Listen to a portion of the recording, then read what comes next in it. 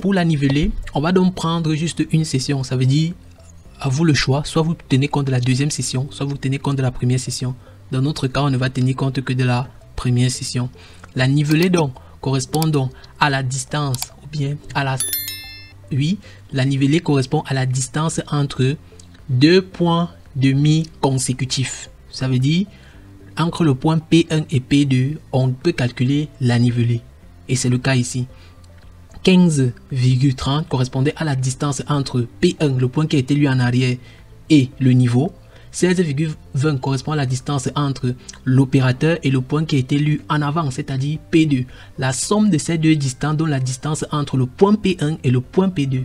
C'est à ça que correspond donc la nivelée. C'est pour ça que nous avons dit donc que la nivelée est la distance entre deux points demi-consécutifs. D'accord? Et la même dénivelée, vous remarquerez donc que les mêmes dénivelés sont calculés toujours entre deux points consécutifs. Toujours entre deux points consécutifs et jusqu'à la fin. Pour se rassurer que c'est bien ça, c'est jusqu'à la fin. Vous voyez? D'accord? Oui. Et enfin, nous avons donc fait calculer la nivelée totale qui correspond à la somme des différentes nivelées. Voilà. Après, on va donc calculer la nivelée parce que c'est cette nivelée-ci qui nous permettra de calculer la compensation en vue de compenser les dénivelés. Comment est-ce qu'on calcule la compensation? Notre compensation ici est calculée en fonction des nivelés. D'accord? Voilà. La première valeur de notre compensation, puisque on ne compense pas l'altitude du premier point, puisque le premier point est connu, la compensation se fait à partir du deuxième point, parce que c'est la lecture faite sur P2 qui peut déjà être entachée d'erreur.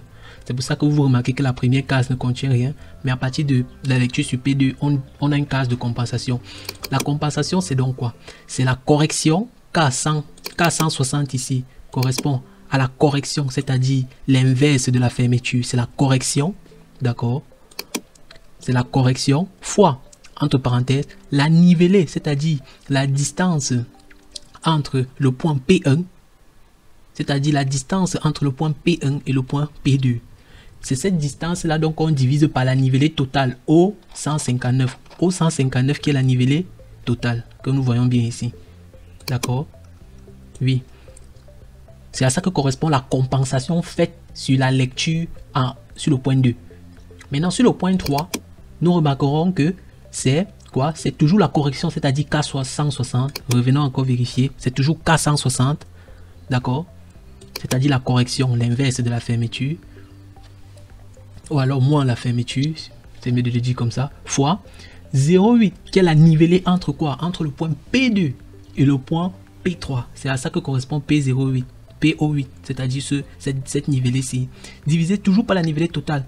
Donc, les différentes corrections correspondront à quoi? La compensation fois la nivelée de ce point par rapport au point précédent, divisé par la nivelée totale. C'est à ça que correspond le cadre de la compensation.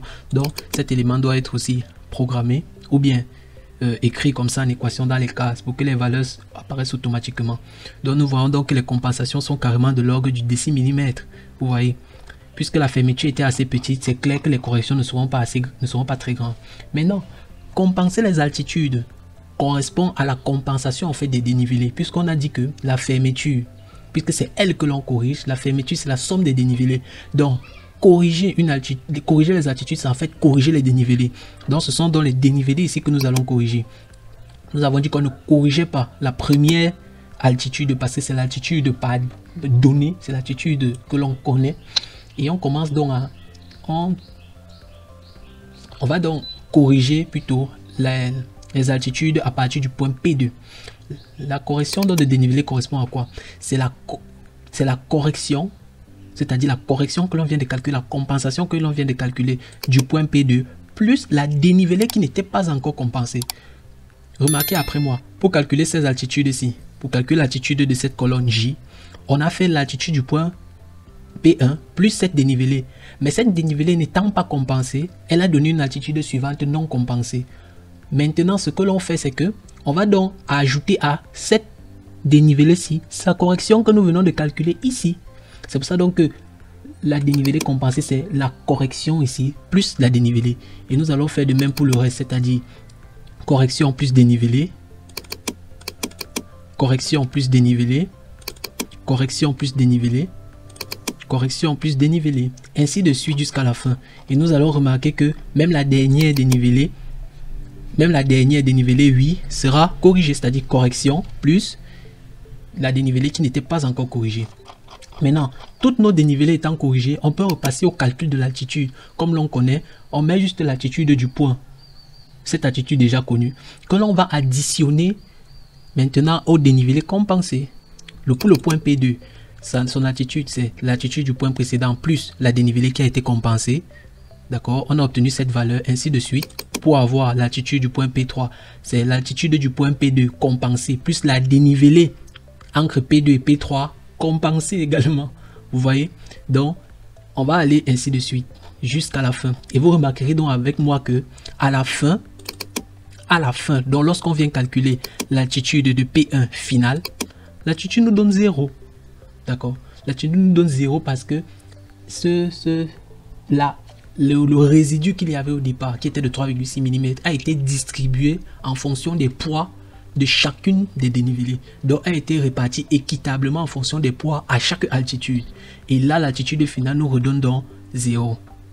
Là, nous pouvons dire que l'on vient de calculer notre nivellement et on l'a ajusté. Maintenant, il y a une dernière étape qui est importante, qui est en fait de faire les dénivelés cumulés. Les dénivelés cumulés permettent juste de préparer cette case-ci en vue de calculer un profil en long dans le logiciel Excel. Mais cette partie fera l'objet d'un nouveau tutoriel, donc il est toujours important de rester connecté sur la chaîne pour avoir ces informations. Maintenant, il est important de connaître aussi comment est-ce que l'on détermine la tolérance, parce que notre fermeture est acceptable parce qu'elle est plus petite que la tolérance. Nous voyons là que notre fermeture est à 3,6 mm alors que la tolérance est à 1,41 cm. La fermeture est plus petite que la tolérance. On peut dire que nos observations sont bonnes. Mais comment calculer la tolérance? Nous devons dire que ici, notre nivellement devait avoir une tolérance haute précision. Et la tolérance haute précision, c'est cette formule-ci pour la calculer. La tolérance de haute précision, c'est 2 racines de n. N correspond au nombre de dénivelés. Ici, rappelez-vous, lorsqu'on part du 1.1 à 1.2, le nombre de dénivelés, c'est 1. C'est une dénivelée. Entre le point 1 et le point 2, c'est une dénivelée. Entre le point 1 et 3, on a 2 dénivelés, puisqu'on a la dénivelée entre 1 et 2 et la dénivelée entre 2 et 3. Donc, si on part donc du point 1 au point 50, on a 49 dénivelés. Mais vu qu'on revient fermé sur le point 1, il y a une dénivelée qui s'ajoute, donc on a 50 dénivelés. Donc, ça correspond donc à ce nombre de dénivelés-ci qui est 50. D'accord? Et on va donc juste faire 2 fois racine carrée de 50. Cela va nous donner, ça doit nous donner, je pense, 14, quelque chose. Mais cette valeur n'est pas en millimètres. Cette valeur n'est pas en mètres, tant pour moi. Oui, cette valeur n'est pas en mètres. Donc pour la mettre donc en mètres, vous devez la diviser par, je pense, 1000. Oui. Oui, vous devez la diviser par 1000 et cette valeur revient en millimètres comme nous l'avons obtenu ici.